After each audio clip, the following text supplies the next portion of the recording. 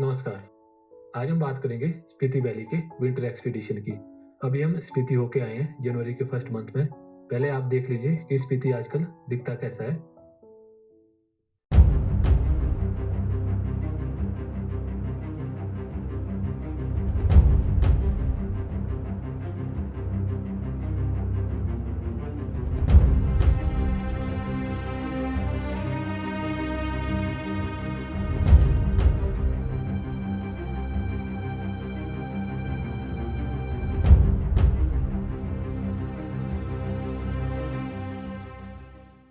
अभी जनवरी first week में हमारे टीम मेंबर तरुण भाई स्पीति होके आए हैं। वो इसीलिए स्पीति गए थे ताकि वो वहाँ की फिजिबिलिटी देख पाए कि क्या वहाँ पर रुकना अच्छा है, किस तरह से रुक सकते हैं, कहाँ-कहाँ पर स्टे की ऑप्शन आपको अच्छी मिल सकते हैं, कौन-कौन से प्लेसेस आप घूम सकते हैं। तो वो सारा कुछ जानने के लिए वो स्पीति गए थे। और उसके बाद हमने बहुत सारे ऐसे होटल्स हैं वहाँ पर और बहुत सारे वहाँ पर ऐसे होम स्टे हैं जो विंटर में रन करते हैं। उनकी प्राइसिंग वगैरह क्या है, कितना आपका इस पूरे ट्रिप का खर्चा आने वाला है, किस तरह से आप इस अपने पूरे ट्रिप को कर सकते हैं, ये आज भी हम इस वीडियो में आपको बताने वाले हैं। बाकी स्पीति का ऐसा है कि अगर आपने समर में भी जाना हो तब भी वहाँ दिक्कत होती है, ऑक्सीजन की कमी होती है। विंटर्स में आपको चारों तरफ को बस बर्फ ही बर्फ देखने को मिलेगी, जैसा कि आपको इन वीडियो क्लिप्स में भी नजर आ रहा होगा। रोड्स बिल्कुल स्लिपरी हैं, मतलब कि जो सीधा सीधा मेन हाईवे है आप उसी पे चल सकते हैं, दाएं बाएं आप नहीं जा सकते। जब हम आइटनरी के विषय में बात करेंगे उस वक्त हम आपको ज़्यादा बताएंगे कि कौन कौन सी लोकेशन आपकी कवर होने वाली है। इस वीडियो को देखने के बाद अगर आपने स्पीति जाना है तो आपको सब कुछ पता लगने वाला है कि आपका खर्चा कितना होने वाला है, किस तरह का आपका रूट रहेगा, किस तरह से आप ये प्लान कर सकते हैं। और अगर आप इनकेस हमारे थ्रू भी प्लान करना चाह रहे हो तो आपके लिए हम भी एक अच्छा सा ट्रिप प्लान करके दे सकते हैं। तो चलिए फिर शुरू करते हैं आइटनरी से। आपका जो ये स्पीति वैली का विंटर एक्सपीडिशन है या स्पीति वैली का जो ट्रिप है, ये आपका कंटिन्यू होता है शिमला से। और शिमला वेल कनेक्टेड है पूरी दुनिया से। और जो सबसे ईजीएस्ट ऑप्शन है शिमला पहुंचने का वो है कि आप कहीं से भी दिल्ली आ जाएं। दिल्ली के लिए फ्लाइट और ट्रेन की ज़्यादा अवेलेबिलिटी रहती है और वहाँ से आप बस के माध्यम से, वॉल्वो बस के माध्यम से इजीली शिमला 9-10 घंटे में पहुँच सकते हैं। दूसरा जो ऑप्शन है वो आपके चंडीगढ़ में भी, वहाँ पर भी एयरपोर्ट है, वहाँ पर भी रेलवे स्टेशन है, वहाँ से लगभग शिमला की जर्नी 100 किलोमीटर है। और तीसरा आप टॉय ट्रेन के माध्यम से कालका से शिमला भी आ सकते हैं और शिमला में ही एक एयरपोर्ट है, तो दिल्ली से आपको शिमला के लिए भी अवेलेबिलिटी मिल जाएगी, आपने चेक कर लेना। तो पहले दिन का जो आपका स्टे है वो आपका शिमला में रहने वाला है, तो आप शिमला खुद भी पहुंच सकते हैं। बाकी हम भी आपकी जो सिटी है वहां से शिमला पहुंचने का आपके लिए प्रबंध करके दे सकते हैं। तो डिस्क्रिप्शन में हमसे कॉन्टैक्ट की डिटेल्स होंगी। अगर आपको स्पीति के बारे में ज़्यादा जानना है, ट्रैवल किस तरह का रहने वाला है, तो आप हमसे संपर्क कर सकते हैं। हमारे टीम मेंबर्स आपकी पूरी हेल्प करेंगे। बाकी अब कंटिन्यू करते हैं कि जैसे पहली नाइट का स्टे आपका शिमला में हो गया, दूसरे दिन आप निकलेंगे शिमला से कल्पा के लिए। जो ये डिस्टेंस है लगभग ये 300 किलोमीटर के आसपास है। एग्जैक्ट डिस्टेंस आपकी स्क्रीन पर शो होता रहेगा और कितने जर्नी टाइम रहने वाला है वो भी आपके शो होता रहेगा। तो सबसे पहले आप शिमला से कुफरी आएगा। कुफरी में अगर आप चाहें तो वहाँ पे 10-15 मिनट रुक सकते हैं। उसके बाद आपका नारकंडा आएगा। नारकंडा में 1-2 प्लेसेज है, हाटू पीक और तानी जुबड़ लेक, आप वहाँ भी जा सकते हैं। पर ये डिपेंड करता है कि रोड वहाँ के लिए ओपन है या नहीं, क्योंकि हैवी स्नोफॉल की वजह से ये रोड लगभग बंद रहते हैं। तो आपको नारकंडा ही स्किप करना पड़ेगा, कुफरी स्किप करना पड़ेगा। एक अल्टरनेट रूट जाता है शिमला से कल्पा के लिए, तो आप उसको फॉलो कर सकते हैं। वो बाया सुन्नी, बसंतपुर और लुहरी होते हुए निकलता है। वो आपको रामपुर होते हुए उससे आप पहुंचेंगे कल्पा। तो बीच में आपको अच्छे अच्छे साइट सीइंग पॉइंट मिलेंगे। टांडा माता का मंदिर मिलेगा, तांडा ढांक मिलेगा, जिसे गेटवे ऑफ किन्नौर वैली भी कहा जाता है। उसके बाद आप करचम पहुंचेंगे। वहां से आपके पास 2 ऑप्शन रहेंगे। तो अगर आप एक दिन इंक्लूड कर सकते हैं तो आप वहां से एक नाइट का स्टे सांगला में लेकर चितकुल वैली भी इंक्लूड कर सकते हैं। पर हम अभी चितकुल की तरफ नहीं जाने वाले हैं। इस आइटनरी के लिए आप स्पीति वैली कर रहे हैं तो हम सिर्फ इसको एज ए हॉल्ट ही लेंगे। आप दूसरे दिन का नाइट स्टे कल्पा में लीजिए और थर्ड डे आप कल्पा से जाएंगे नाको होते हुए। आपका नाइट स्टे रहने वाला है ताबो। तो जो ये आपकी जर्नी है तीसरे दिन की, ये आपकी कल्पा से सुबह शुरू हो जाएगी। आप वहाँ पर थोड़ा सा साइट सीइंग कर लीजिए अगर आपको लगता है तो। सुसाइड पॉइंट है, रोगी विलेज है, लगभग 1-1.5 घंटा ही जाएगा आपका इसमें। और उसके बाद आप अपना जर्नी स्टार्ट कर लीजिए। आप पहुंचेंगे खाप संगम, जहाँ पे सतलुज और स्पीति नदी का जो आपस में है वो संगम होता है। वहाँ पर आप अपना कुछ एक टाइम स्पेंड कर सकते हैं। उसके बाद आप फिर चढ़ाई चढ़ना स्टार्ट करेंगे और आप पहुंचेंगे नाकू। ये एक हाइट पे बहुत ही ज़बरदस्त जगह है और यहाँ पर एक बहुत सुंदर लेक भी है जो फ्रोजन ही रहती है विंटर्स में। और इसके साथ-साथ आप मलिंग नाला है यहाँ पर, आपको दिखेगा कि नाला है ही नहीं, पूरा बर्फ से वो जम गया है। तो आपको इस तरह के वहाँ पर ज़बरदस्त साइट सीइंग करने को देखने को मिलेंगे जब आप कल्पा से ताबो की तरफ को जाएँगे।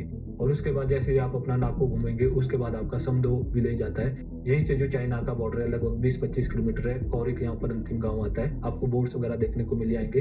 तो वहाँ पर तो जाने नहीं देते हैं आर्मी वाले। तो समदो से आप थोड़ा-सा जैसे ही आगे निकलेंगे तो व्यू मोनेस्ट्री, जहाँ पे इंडिया की ओनली मम्मी है, वहाँ के लिए आप जा सकते हैं। पर ये पूरा डिपेंड करता है रोड्स पे, क्योंकि जैसे ही ढलान ज़्यादा होगी जिन रोडों पे चढ़ाई ज़्यादा होगी, तो वहाँ पर गाड़ी नहीं जा पाती है। या तो 4x4 आप लेके जाएँ और उसमें प्रॉपर चेन लगा के जाएँ, तभी आप जा सकते हैं। बाकी जो नॉर्मल गाड़ियाँ हैं, जो ट्रैवल व्हीकल्स होते हैं, उनका जाना थोड़ा टफ होता है। बाकी अगर आप चाहें तो हम आपके लिए एक 4x4 गाड़ी इस पूरे ट्रिप में लगा देंगे।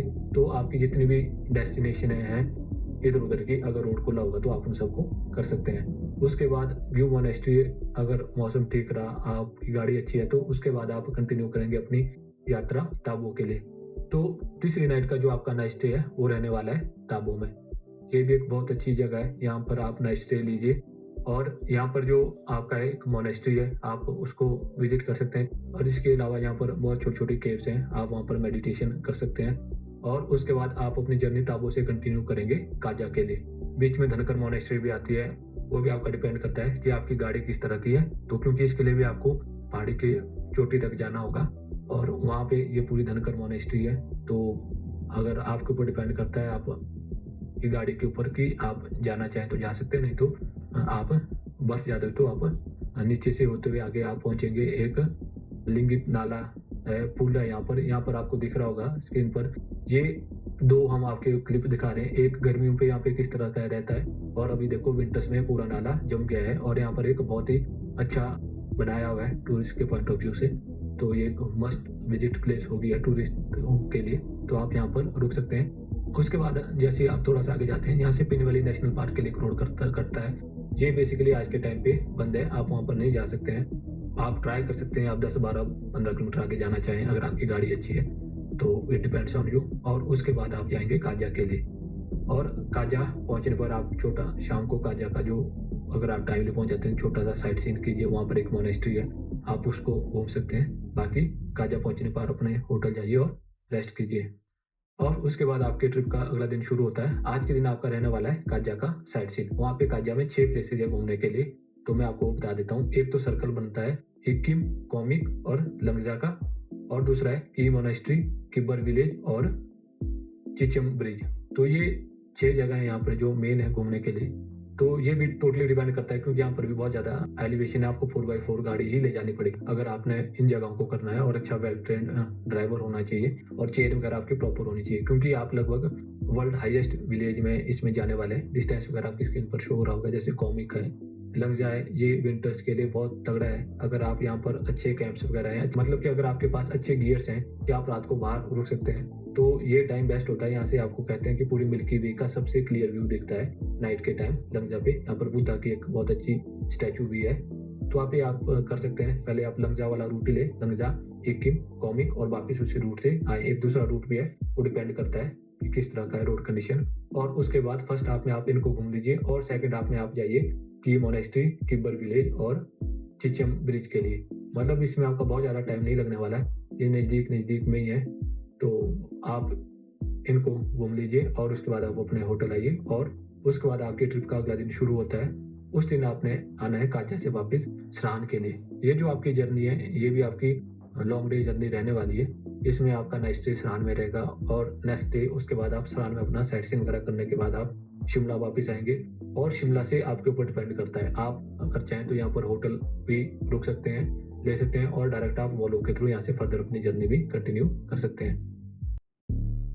अब बात करते हैं होटल्स की। तो देखिए, शिमला में, कल्पा में, सराहन में, इन जगहों में आपको होटल की ज़्यादा दिक्कत नहीं आने वाली है। आपका जो मेन नाइटों का स्टे रहने वाला है, वो रहने वाला है आपका ताबो और काजा में। तो वहाँ के स्टे आपने कोशिश करना है कि आपने होम स्टे में ही लेने हैं, क्योंकि जो होम स्टे रहते हैं, आपने उनके मालिकों से पहले बात कर लेनी है, क्यों क्या-क्या आपको उसमें सर्विसेज़ देंगे।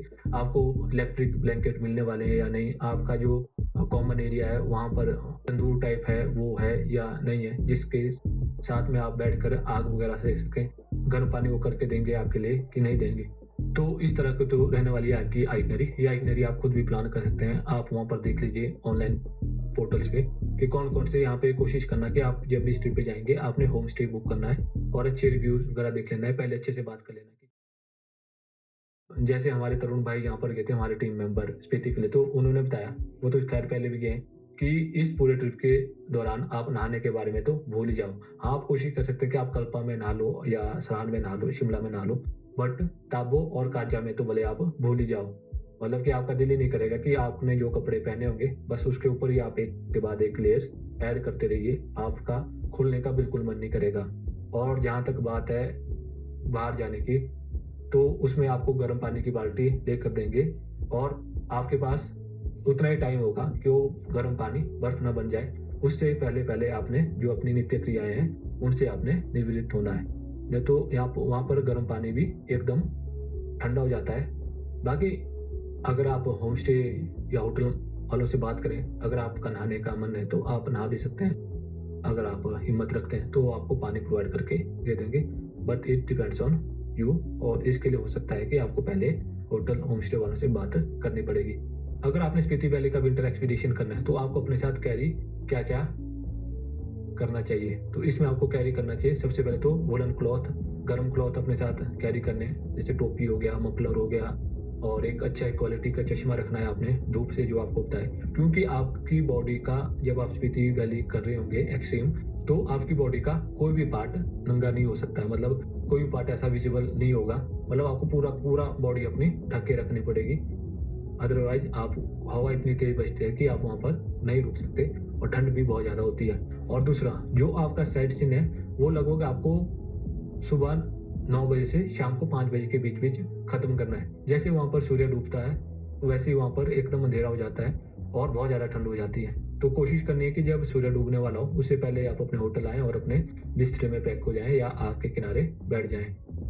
और सुबह की धूप निकलने के लगभग 1 से डेढ़ घंटा, 2 घंटा गाड़ी को चाहिए होते हैं, ताकि उसका अंदर की जो मशीनरी में जो लिक्विड है, वो नॉर्मल हो जाए। उसी के बाद आपकी गाड़ी रन करती है। तो ये भी वहाँ पर आपने ध्यान रखना है, अगर आप अपनी गाड़ी के थ्रू आ रहे हैं, तो एकदम आपने गाड़ी नहीं चलानी है, 1 डेढ़ घंटे उसको धूप में प्रॉपर रखना है। और इन केस अगर मौसम खराब है, तो सबसे पहले ये कर लीजिए कि आप हिमाचल की जो स्पीति की है, वो जो वेदर प्रेडिक्शन है, वो चेक करके ही आएँ। क्योंकि हर बार यहाँ पर ऐसा होता है कि टूरिस्ट वहाँ पे फँसते हैं और वहाँ से टूरिस्टों को निकालने के लिए ज़्यादा ऑप्शंस भी नहीं होते हैं, क्योंकि हाई एल्टीट्यूड एरिया है। हेलीकॉप्टर्स वगैरह भी इतने फ्रीक्वेंटली वहाँ पर नहीं लैंड कर पाते हैं। आपको लोकेशन ट्रैक करना आपका थोड़ा टफ हो सकता है। तो ये है कि वहाँ पर आर्मी वाले आपकी हेल्प के लिए हमेशा तैयार रहते हैं, पुलिस वाले या टूरिज़्म डिपार्टमेंट के लोग आपकी हेल्प के लिए, लोकल लोग भी आपकी हेल्प के लिए वहाँ पर तैयार रहते हैं। पर हम तो यही रिकमेंड करेंगे कि आप अपनी तरफ से सावधानी बरतें। और दूसरा विंटर में अभी स्पीति जाने का ये भी मेन कारण था कि वहाँ पर जो लोकल लोग हैं, उनसे बातचीत करके आए हैं कि अगर कहीं पे मान लो कोई बंदा फँस जाता है। अब ऐसा तो नहीं है कि मौसम को हर कोई प्रिडिक्ट कर सकता है कि भई अगले हफ्ते तक बर्फबारी नहीं होने वाली। कई बार बीच में एकदम मौसम खराब हो जाता है, बर्फबारी हो जाती है। मान लो आप नाकों से समुद्र के लिए निकले हैं और बीच में कहीं आपकी गाड़ी खराब हो जाती है या बर्फ पड़ जाती है किसी भी कारण से, तो वहाँ पर उस वक़्त इंस्टेंट आपको हेल्प कैसे मिल सकती है? उसके लिए जो हम हैं, हम वहाँ पर लोकल लोगों से संपर्क बना के रखते हैं। तो हमारे को एक आइडिया जैसा लग जाए कि अच्छा आप इस जैसी लोकेशन के आस-पास हैं, तो हम वहाँ से लोकल लोगों को कुछ भी बोल के आपको वहाँ से रेस्क्यू कराने का कोशिश करते हैं या वहीं पे आप किसी लोकल व्यक्ति के घर में आपको ठहराने का प्रबंध करवा के दे सकते हैं। ऐसा नहीं है कि आप अपना स्पीति का ट्रिप कोई महीना पहले या 2 महीना पहले प्लान करें। नहीं, आप जो स्पीति का ट्रिप है वो अपना इंस्टेंट ही प्लान करें। आपको लग रहा है कि अगले 7-8 दिन तक मौसम साफ रहने वाला है हिमाचल में, तो आप वैसे स्पीति आ जाएँ। आप अपना स्पीति कवर कर लें।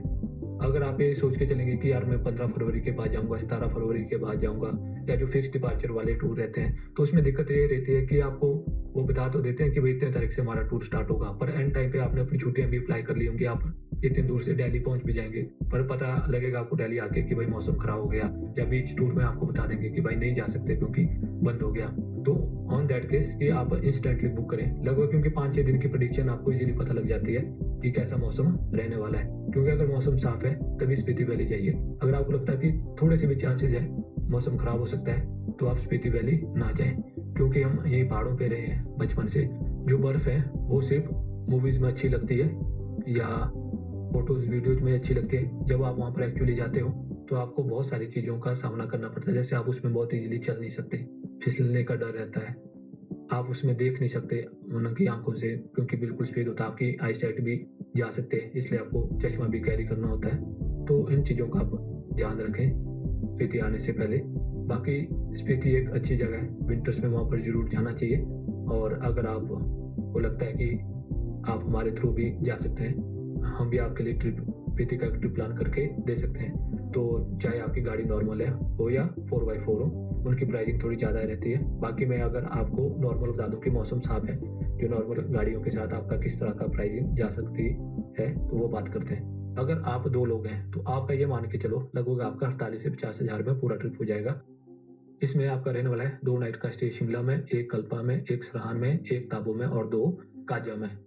तो ये आपका जो कॉस्टिंग रहने वाली है लगभग 48 से 50 हज़ार रुपए। ये होम स्टे में और होटल्स में रहने वाली है। इसमें आपको इलेक्ट्रिकल ब्लैंकेट हमारी तरफ से मिलेंगे, बेसिकली होटल ओनर्स की तरफ मिलेंगे सोने के लिए। एक आपको तंदूर टाइप का होगा किचन में, उनके एरिया में आप वहाँ पर बैठ सकते हैं।